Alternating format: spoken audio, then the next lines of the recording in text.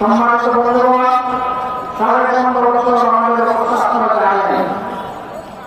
আমাদের অনেক নেতৃত্বকে গ্রহণ করা হয়েছে।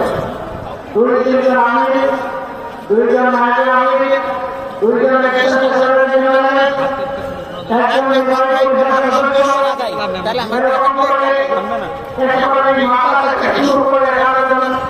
নেতাকে আমাদের গ্রুপ থেকে ছিনিয়ে নেওয়া হয়েছে। আপনার জীবনটাকে শহীদ আপনাদের আবু সাঈদের স্বপ্নকে বাস্তবায়ন করতে হবে। আবু সাঈদের স্বপ্ন ছিল একটা আধিপত্য অধ্যক্ষ বাংলাদেশ। আবু সাঈদের স্বপ্ন ছিল বৈষম্যহীন বাংলাদেশ।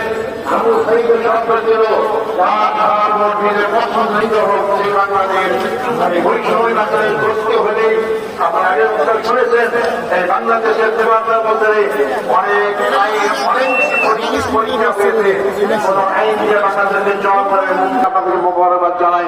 আমি আবারও আপনাদের কাছে দোয়া চাই, আল্লাহ যেন আমাকে সুস্থ রাখেন, ভালো রাখেন, এবং যাতে করে আল্লাহ দিনের পথে বাকি জীবনটা আমি ব্যয় করতে পারি, সেই দোয়া কামনা করে এবং আবারও আপনাদের সামনে হাজির হওয়ার আশা ব্যক্ত করে আমার বক্তব্য এখানে শেষ করছি।